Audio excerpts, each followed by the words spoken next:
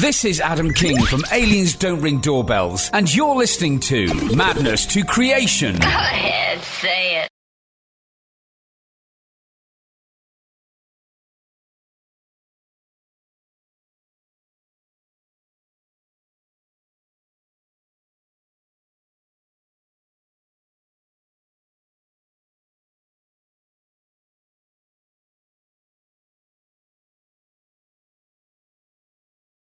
What up? This is Maddie from Madness Creation. What's going on to my beautiful, vivacious listeners? I don't know if anybody uses the word vivacious anymore, but I decided to use it.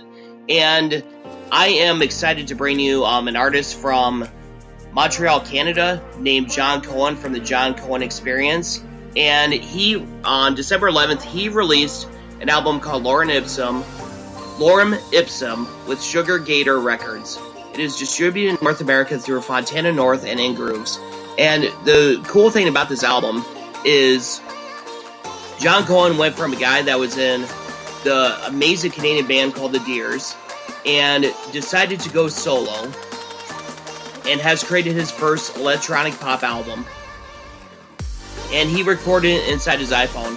And in this podcast, you will get to hear the secrets of how he recorded this album. And you too can create an album using the app that he talks about in there. And I won't give away the app because I want you to listen to the podcast. It'll come up at probably about the 15-minute mark or so. And what I'll do is I'll create a timestamp on the YouTube page.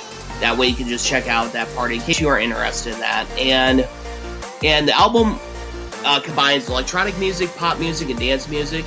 It's mixed by Steven Chouinard, who is from Le Colère, Beat Market, and Lisbon Lux, and featuring guest musicians Justin Wright, Sabrina Halde of Groenland, Elodie Gros of Machine Gun Sally, and Lou Laurence, aka DJ Champion.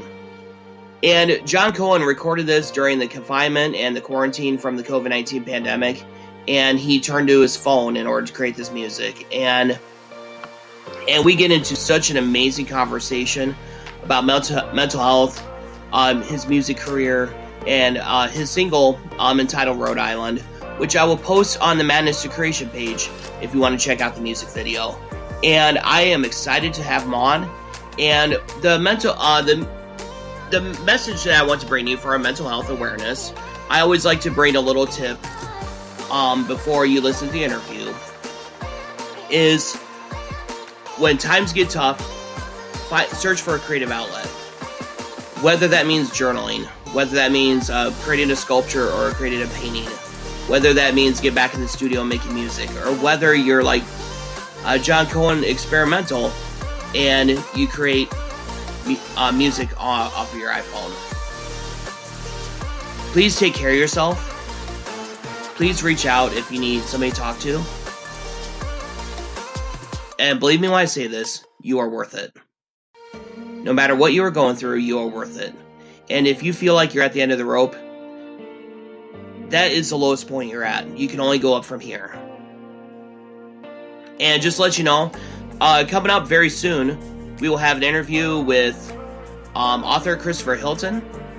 We're also going to have a podcast coming up with the legendary guitarist Doug Aldrich, who you might have heard of, play music with Whitesnake, with Dio, and now with the band The Dead Daisies. Dead Daisies has a new album coming out next Friday entitled Holy Ground, and I really want to encourage you to pick that up next Friday. And please add Jon Cohen Experimental on Spotify, and add him anywhere you can find his music, whether it's Bandcamp, whether it's Spotify, whether it's SoundCloud, anywhere. Just don't illegally download it, because even just giving him a few streams helps him out. Alright, without further delay, here's my interview with Jon Cohen Experimental. Take it away, Jon. Life up in Canada. It's pretty cold, actually. It's cold, but it's actually it's all right. You know, it's things are quiet. It's been a weird holiday season, like just kind of strange all around. But I don't know. It's kind of the new normal, right? Oh yeah, definitely, man. And so you had a good holiday season, all that good stuff. Yeah, I mean, I'm Jewish, so like we had Hanukkah a few weeks ago, And but I still, you still get into the holiday spirit of things, and the trees and all the colors and everything. And I have a 3-year-old, so she's especially mesmerized by that stuff when we go out for walks and stuff. Yeah. How about you in your neck of the woods? Which part of which state are you in? I am in Iowa right now. Oh, cool. Well, not Okay. right now. I've been in Iowa. Okay. But And what's the but weather yeah, like it's over there? what's that? What's the weather like over there? Well, the weather is it's very Iowa. What I mean by that is it's basically you never know what you're gonna get. I call it like Yeah. the Forrest Gump of the states because, like, you know how Forrest Gump said life is like a box of chocolates. You never know what you're gonna get. It's Iowa with weather. So yeah. Yeah, I was gonna say it's been good and all that. I was gonna say like at the end, could you do like a tagline for the Madness Creation podcast? Sure. And I could type that in there if you just want to ad lib it. That'd be cool. Basically, the tagline is, "This is so and so. We're creating madness with madness to creation." Yeah. No problem. So yeah, I was just kind of curious. How'd you find out about madness to creation? Well, I actually reached out to a bunch of different kind of aggregators for media in the States because I really wanted to get my album out in the States, and Madness to Creation was one of them. So I had your address, your email, and I just reached out. Like, I basically reached out to a lot of different media sources that I wouldn't normally do so, especially like blogs or like kind of like smaller people who are just much more interested in music as opposed to like the big, all the pitchforks of America who just kind of ignore you or just give you bad reviews just because it makes them feel better about themselves or something like that. yeah, definitely. And I was gonna say, like, in terms of reviews, I get like a ton in and stuff like that, believe it or not, and it's just kind of one of those things where if I don't like it, I just don't write about it, and because I'd rather just like, not write about it instead of like hurting people's feelings, because artists, just because I might not get something out of it doesn't mean that the next person will get something out of it, or won't get something out of it. For sure, exactly. It's but that's the business, right? It's the business of like putting people down is kind of a way to prop up your business model in a way. Like, I don't have any problems with the big media companies and stuff in general. Like, I think for the most part they do good work, but when somebody puts their life and soul into something and it just gets crushed. Oh, definitely, absolutely. Yeah. So tell me, we'll just kind of, what we do in this kind of interview is we talk about mental health, and naturally we touch on music, and it's just like having a conversation, basically. So basically, I know, like, right at the beginning of this, you talked about like Hanukkah and stuff like that. Like, this is kind of a weird question, but given the year 2020 with the COVID-19 pandemic, did you have to make any adjustments in celebrating that holiday or anything like that, or was it like the same traditions? Oh yeah, for sure. I mean, we can't see people, right? So couldn't spend time with family.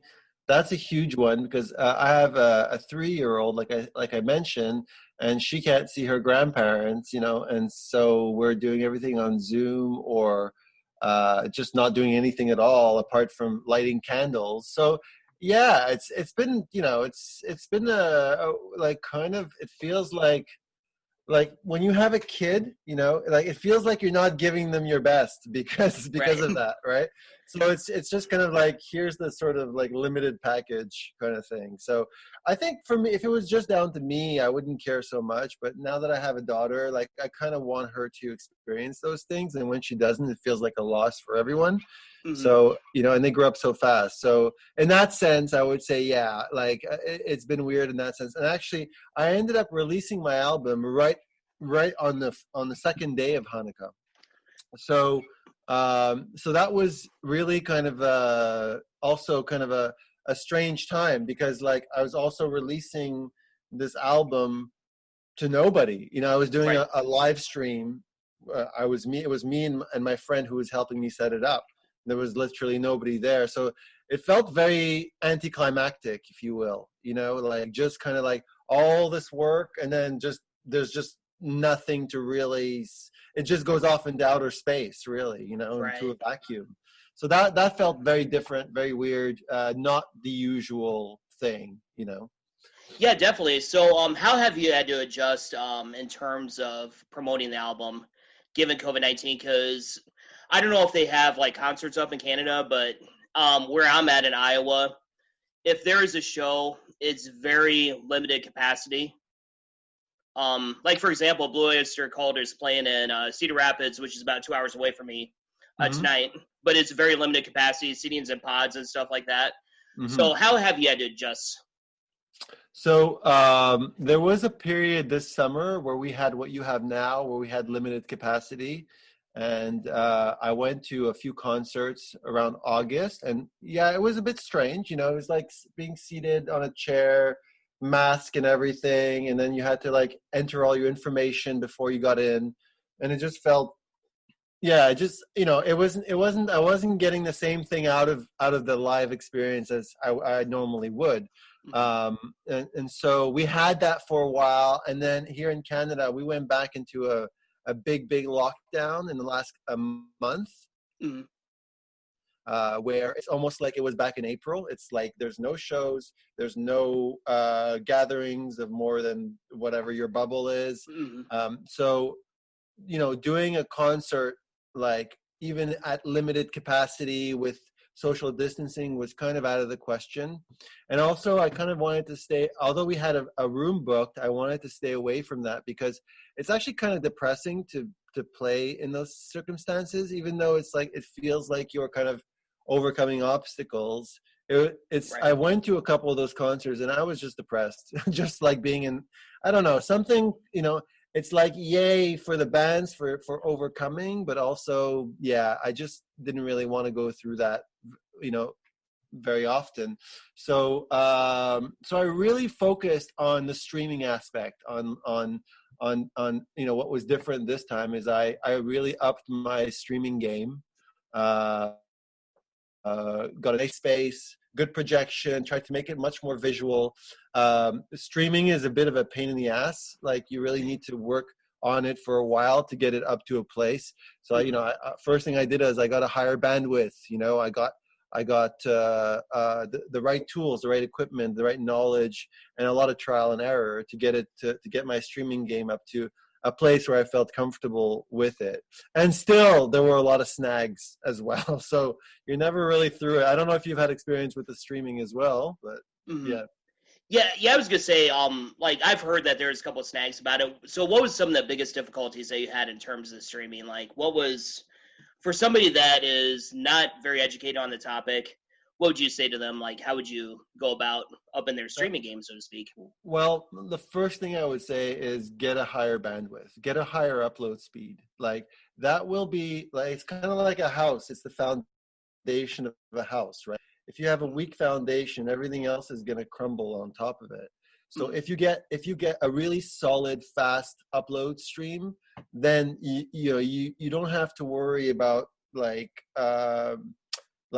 the image being choppy, the sound really, like, so you can stream off your phone, no problem. Like we're doing a Zoom now, it's just the microphone off the computer and it's visual. That's no problem. You can do that anywhere with your phone. You can even do it with data.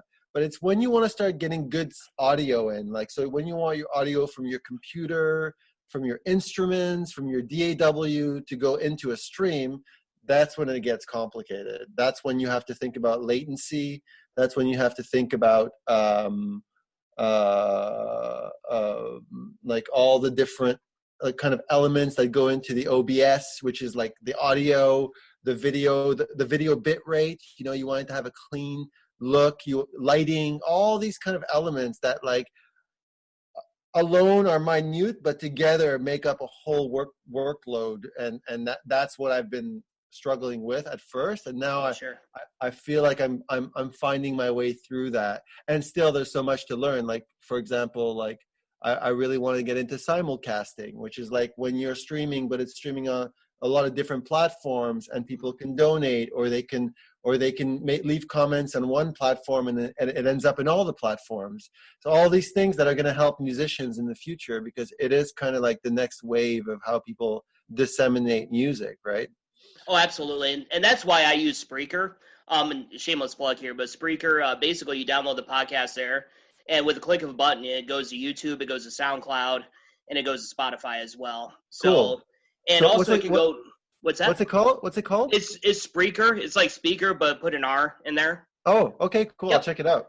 Yeah, Nice. It's definitely something a novice like myself I would definitely use and stuff like that. So are there any like streaming applications or anything like that you endorse, like when you make your music or when you stream or anything like that? Well, I mean, I stream through OBS, and that's really a great application because it's kind of like the OBS interface. It's kind of like having your own little TV station, right? You can set up your multiple cameras, and you can switch between the angles. You can have the best 192 kilobytes per second audio going through it, and it sounds just like an album, which is amazing. Like, I run everything through Ableton Live, and then I run it into OBS. So OBS is like my main kind of go-to for all things video, and with a video as well. It's like you can do like swipes from the screen. You can have credits rolling, you can have logos, pictures, all that stuff. You can even have a background that's like you can be playing music in space. Or I haven't really messed around with that stuff too much, like, but that's kind of like in the works to see. I think the technology is not quite there still, like getting a green screen is like a good idea if you want to go that route. But I'm not really there yet. I don't know. I'm still focusing on the music aspect of it.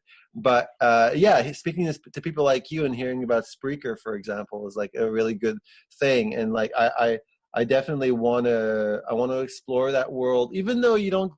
I feel like as a musician and performer, I don't get as much out of it, like from a purely like satisfaction level of playing in front of actual people.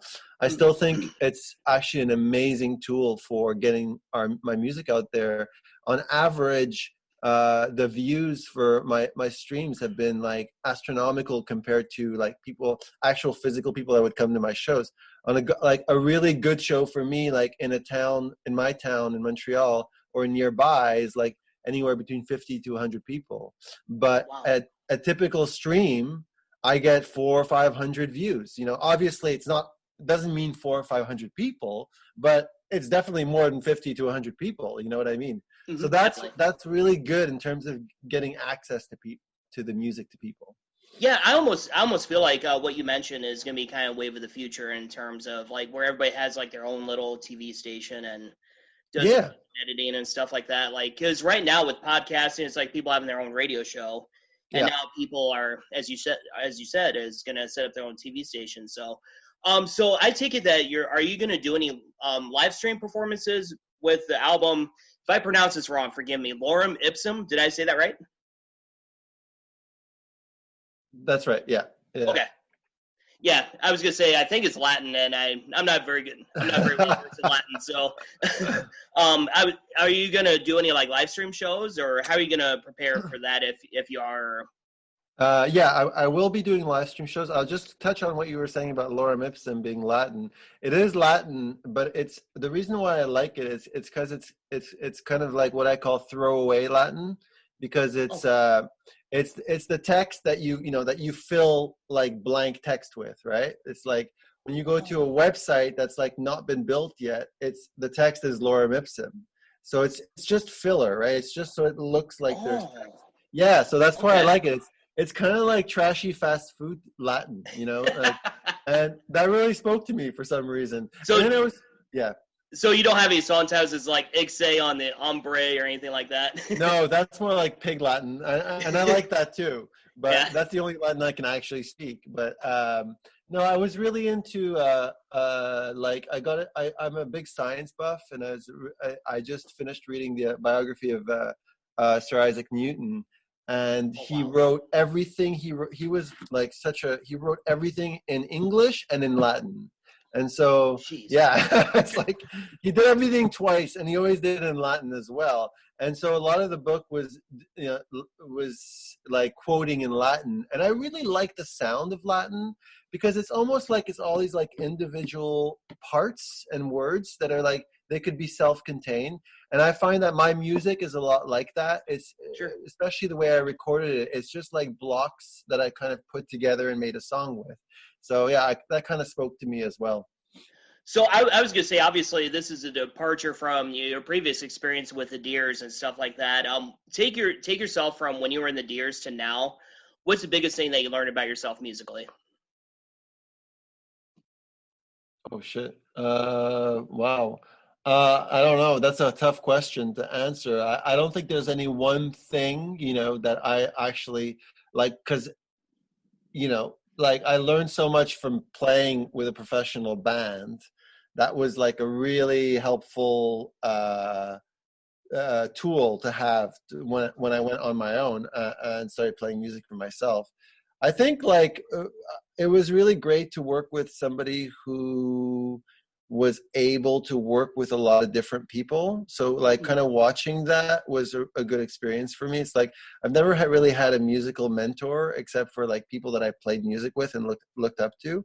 So, watching the singer like Murray Lightburn like do that with a lot of people was kind of gave me like a roadmap as to how I can do it as well.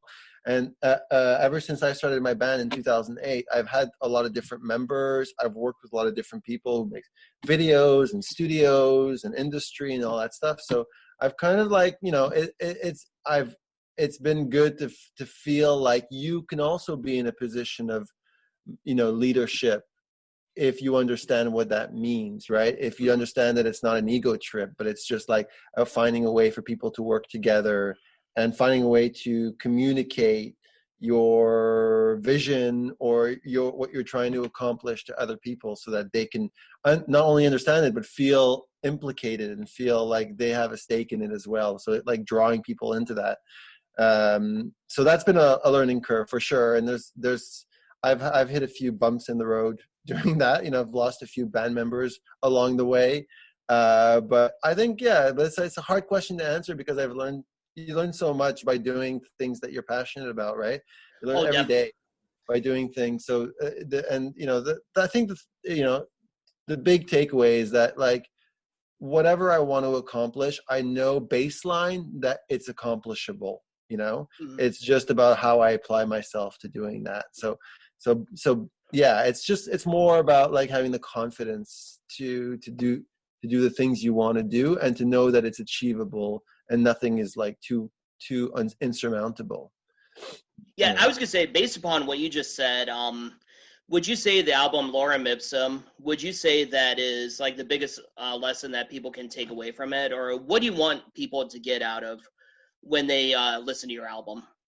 Well, it's amazing because this is the first album of electronic music that I've recorded. If you listen to my past album, it's very rock or indie or, experimental or pop. It's really not dance or indie dance, electronic, whatever you want to call it. This is a total 180 departure from everything I've done in the past. And not only is the sound a departure, but also the way that I recorded it. Like I recorded it all using my iPhone, like on like this program, what is it? Oxy. I don't know if you could see it. It's this cool little program where you just kind of, you could build music in blocks. So like I could choose, for example, an instrument. I don't know if you could see this, but like I can choose an instrument like categories. I go to categories. I'll go to hard lead. I don't know. This is just random. I just choose a random instrument here. Like something like that. Or hang on a second. Here we go. Like something like this. So I'll take that and I'll go here. And then, you press play and then it's very like, and then you just put these little blocks. You just enter these little blocks, right? Like it's very visual. Wow. It's very visual. And then you just play it. Let me see. Like for example, so why aren't you playing? It's not playing for some reason. I don't know why. Anyway, just to give you an idea, like I don't know why it's not playing. I'll have to look, but it's just all. Hello. It's all just very visual, right? It's not like on Ableton Live. It's just this bar that kind of runs through everything, and then you can just kind of make up music without even knowing what you're doing, and then you can fix it up very visually. There's no waveform. So I was really kind of drawn into that. I really like this kind of very visual, easy interface, able to use this program. And so what I did was I basically built these chunks of music and put them together. Nice. Using only my phone. And so that was a huge challenge for me. And it was a huge departure. There was no playing with other people. There was no real instruments. It's all just on my phone. And that was the idea. It's like, whatever I do, I'm keeping it in the phone. Even if I use the microphone on the phone, if I use an iRig, it's all going to go in the phone. It's not going to go on any kind of system outside the phone. And so that's a really, for me, that was a really cool little project, right? Like, let's do something totally different, and let's make a whole album just doing that. And with the pandemic, having all this free time on my hands, having no shows, no one to jam with, free time, this is all I did for 6 months. I was on my phone putting this whole thing together. That's awesome, though. Yeah, and it was doable, which is like something that was impossible for me using like Ableton or any other electronic music program, because whenever I get music going, you run into any like obstacle, and then all of a sudden I'm watching YouTube videos on tutorials and my whole creative flow is dead. Like I'm just trying to troubleshoot like 90% of the time. So I couldn't get anywhere doing it that way. With this program, everything was just kind of handed on a platter, and I was able to really just focus on the creative aspects of it more than the technical aspects. Yeah, definitely. And I know that you mentioned the pandemic and stuff like that. How has the pandemic impacted like your mental health? Like, I know like with you being creative and stuff like that, like, what were some hardships and difficulties that you experienced, and how did you overcome that? Oh, good question. Yeah, I mean, I don't know about you guys over there, but like we had it just in the middle of winter, and so it was pretty hard because in the winter in Montreal, it's like minus 20 degrees. It's snowing all the time. There's nowhere to go, right? So like you need to be at least if this hit in the summer, it would be a different story. But the fact that it was in the winter, we were really isolated.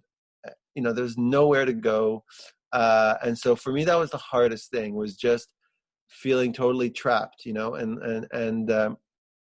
and also again, going back to my daughter, like not even being able to go to the library on Saturdays, which is what we love to do, pick up new books and stuff. Simple things that you take for granted. I think was really the toughest thing for me, is realizing how many things we take for granted, and then when it's taken away from you, you really, it's really hard on your mental day-to-day, and your ability to think long term about anything, to get excited about anything. It's kind of like a deadening of the of the reality bandwidth, if you will. You're right.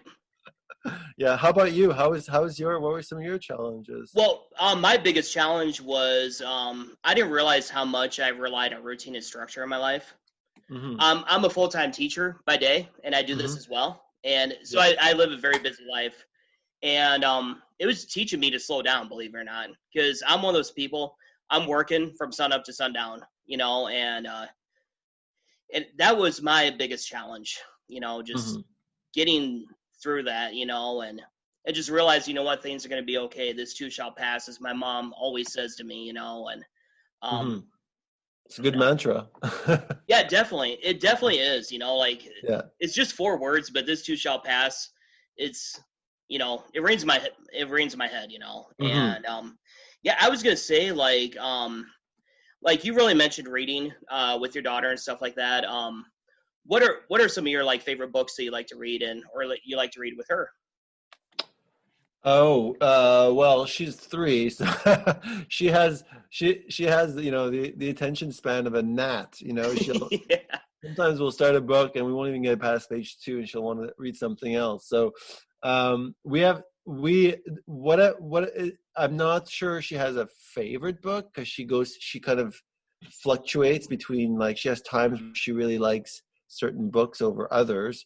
But the important thing is that I make sure that, like, books are like a huge part of her life. Like, her granddad actually wrote a book for her. She's still a bit too young for it, but it's called Edwin and Taff, and it's about a zebra and a giraffe.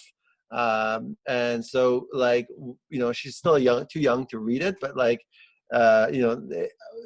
literacy, like the literary world, is something that we really kind of want to instill in her. So, like, her room is just like, it's like a miniature library. Growing up, when she was a bit younger, we used to read to her Goodnight Moon a lot. I don't know if you know this book, but Oh it's yeah, very popular. very popular book.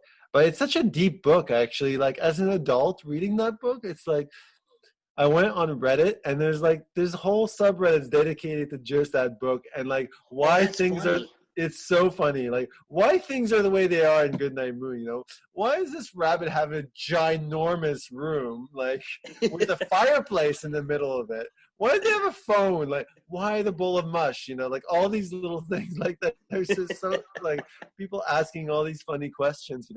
It's a bit like an acid trip through Wonderland when you read it, but there's something really magical about that book that I can't put my finger on. There's something that really just, kids just, like, ding, they totally connect with that book.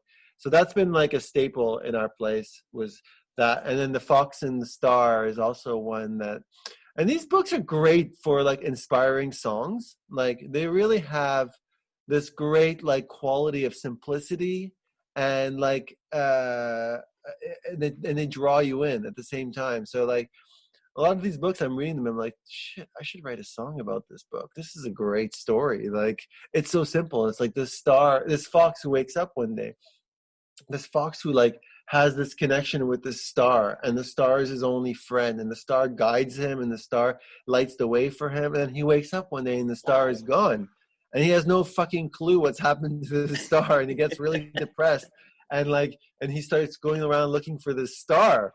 And then in the end, he finds the star because he looks up and it's nighttime. It's like, it's such a funny little simple quirky story, but they make it so profound at the same time.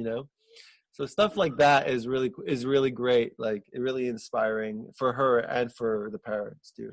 Absolutely, and it sounds like to me like with your album, it sounds like it talks a lot about connection with others and stuff like that, and well, I just haven't immediately thought in my mind. I never thought I'd hear "Goodnight Moon" would lead people to existential crisis, but I guess it does. I was gonna say, like, what is, like, your favorite song on the album that you created, and why is it your favorite? Oh, good question. Well, I think it's the song called "My Time Machine," because I think lyrically it's one, like, I tend to write more allegorically when I write lyrics. I like the sound of words strung together rather than what they actually mean, and that's how I've typically written, like, my whole life almost. Like, and for better or for worse, that's like how I've written. Some people really like it, but I find a lot of people don't connect with that kind of lyric. They sometimes need, like, something that's more, akin to their experience or their lives. And so My Time Machine was like, I very consciously tried to do less allegorical writing, lyrical writing with this album, and tried to really focus on what I feel and just try to be much more straightforward. So that was a departure as well. And I think I really succeeded at doing that with a song called My Time Machine, which is track 5.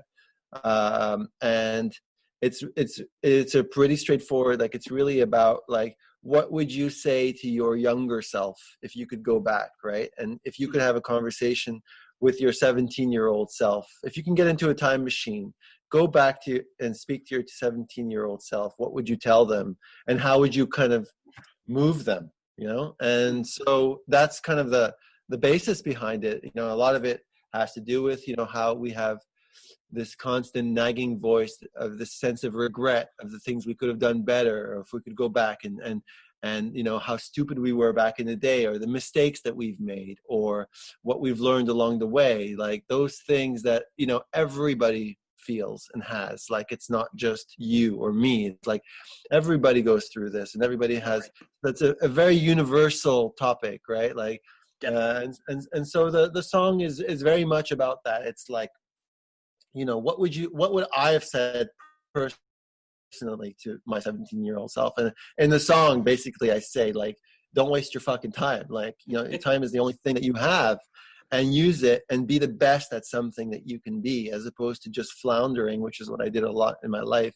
You know, like flounder, but still keep your eyes on something that you're passionate about, you know, and don't worry about things like, so I say in the lyric, there's a lyric, don't worry about the breakups, you know, which is like I would have a breakup with a girl, you know, when I was in my 20s or early 20s or late teens.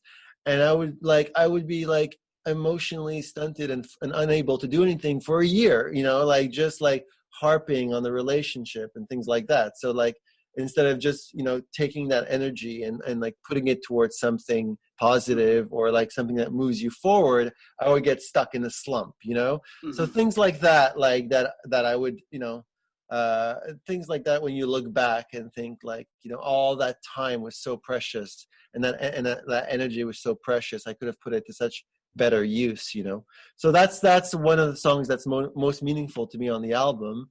And also because my friend Lauren, Lou Laurence, who's she sings, she's a fantastic singer in her own right. She's got this really deep, soulful voice and an incredible mane of hair as well. She's a larger than life character. I love her to bits. And she sings also with this amazing artist in Montreal, the DJ Champion. And so we collaborated on this song, and she sings on it, and she brings so much to the song with her voice and her soul. So that's probably why I like it so much. And it's a 5.5 minute song, but it goes by so fast because it's kind of like it's a two-parter, and it just has a really nice flow to it. You don't even feel that is taking that time, and that's why I really like it. Oh, that's incredible. And I was gonna say, like, when you collaborate with somebody, what's the first thing that you look forward to it? Like, whether it's somebody that's featured, that you're getting featured on the song or whatever, what do you look for? Well, I mean, I'm lucky in a sense. I know a lot of musicians in Montreal. We're a pretty tight-knit community of people here, especially Anglo Montreal, because Montreal is like part of Quebec, and it's half French, half English. And so I have a lot of friends. So, you know, I always turn to my friends first. I think friendship is a huge one, because with friends you can feel more comfortable, you know, you can feel more like yourself. It doesn't feel so you know, what's the word, like clinical or transactional. Mm-hmm. So yeah, with friends always brings a vibe to the music, which I really like. And also skill, you know, like I look for musicianship, like somebody who I feel like can bring something to the music. So if I can find the two, that's the ideal, obviously. But, you know, I'll settle for one of the two. That sounds good, man. Definitely not zero. Yeah, you got to have one or the other at least, right? Yeah. And I was going to say, like, what does 2021 look like for Jon Cohen? And also, are you going to have, like, a live band when you perform this album? Or are you going to have, like, a DJ set? How is that going to work? So I've already performed the album on December 11th when the record was launched. It was launched through a label in Winnipeg called the Sugar Gator, and is distributed by Fontana North, and it's distributed in the States by In Grooves and Cadence Music and all these other weird little aggregators that put it everywhere. And so when we had the launch, I had a a stream on Saturday the 12th in a place in an art space downstairs from my jam space, which this is my jam space. Nice. And That's awesome. and I did everything. I did everything like as a DJ set using like an AP40 and Ableton Live and actual real live instruments. And my friend Lauren also sang with me, the girl I was telling you about before. So I had to, I did a completely different set. It was a lot more like a DJ set because I think it's more true to form with this music. You know, it's so electronic, and to try to recreate that with actual musicians, I think would not do it as much justice. I had a bit of a mental hurdle to get over in doing that kind of way of performing, because I usually like to do things more live band. So it was different in that sense. Like I had to really get over myself and say that it's okay to push buttons, you know, and perform. Like people are just interested in the music and the energy you put out, you know, not like how many licks you can do on a guitar or how many people you have backing you up. I think people don't really care that much about that stuff. They just want the whole package to make them feel something or feel good or whatever. So I had to get to that place to be able to do that. And I did eventually. It was tough to, you know, learn how to do all that DJ stuff, and I was pretty locked into that for a few weeks. So I kind of discovered this new avenue, and I want to keep exploring it in 2021. I want to see what else I can do with a DJ set like this, and I want to do a bit more one-man band stuff. I don't think we're going to be out of the woods, at least for a major part of 2021 in terms of, you know, social distancing and all that stuff. So I'm going to keep, you know, pushing in this direction. And of course, when things go back to normal, like nothing beats playing with other musicians. You know, it's the greatest, you know, it's the chemistry, and you can never take that away, I don't think. Like, and so I will definitely be going back to that at some point. In what way, shape, or form, I'm not sure yet, but that remains to be seen. Yeah, absolutely. And I was gonna say, like in 2021, I'm gonna ask a cliche question: what does it look like for Jon Cohen? And what's one thing that you want to change from 2020 in your personal life? Oh shoot! I want to do more music. I actually want to, like, you know, as I get older, like, you would think that, okay, you got to be more responsible, got to be, and I do. I keep that, you know, I keep that balance, but I want to definitely music to be a much bigger part of my life. I want to try to find a way to devote much more energy to the two things that matter to me the most, which is my music and my family, and, you know, to learn to kind of let all the rest of the stuff, all the extra fat, just to leave, like, let it just roll off me, and just not try to be so emotionally attached to everything, just to try to keep a focus on one thing, and to learn to say no as well. You know, that's an important one. Like, I think that to be okay with saying no, because at the end of the day, it's a question of, you know, reserves of energy and reserves of time, you know, and so you only have such a limited amount, and, you know, you can't just be a nice guy all the time. You have to just focus on the things that matter for you, and to just in some ways have a tunnel vision for some things, you know, and just like, I'm not saying being an asshole, and just being kind, and, you know, being a basic human being, you know, having basic decency, and just and keeping a focus on what you love the most. And I think that's the most important thing at the end of the day.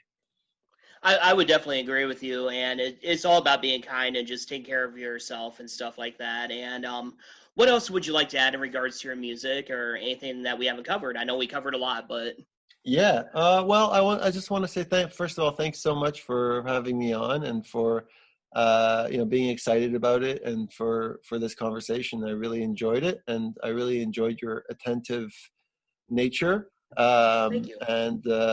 And I hope that whoever listens to this album will, you know, get something out of it, you know, get whatever it is. Like, that's kind of what every artist kind of hopes for, you know, like I just want to touch some people, you know, hopefully, and in a positive way. And I hope that music is still a good way to do that. And that, you know, despite the fact that it was written on an iPhone or whatever, like I do think it always comes down to the music, like the sounds and the music and the message, like that's the most important. So like whatever the tools are, people should never get too hung up on the technical aspects. It's just always how they feel when they hear music and when they're touched by music.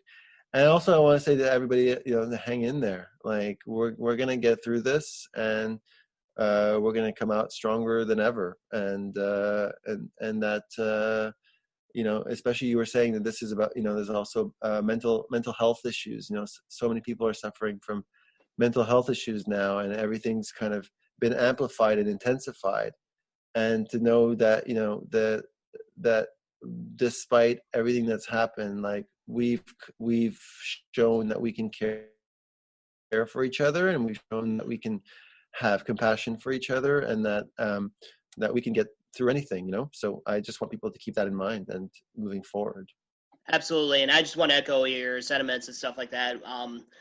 I feel like we have no choice but to get through this together, and make sure that you reach out, like, to whoever it is, that if you feel like you're at the end of your rope as well. And Jon, it was an absolute honor and privilege to talk to you for Madness Creation, and thank you so much. And I'd like to follow up with you sometime in the future. So let's please do. I'll keep you posted on anything new that I come up with, and please do the same. Yeah, absolutely.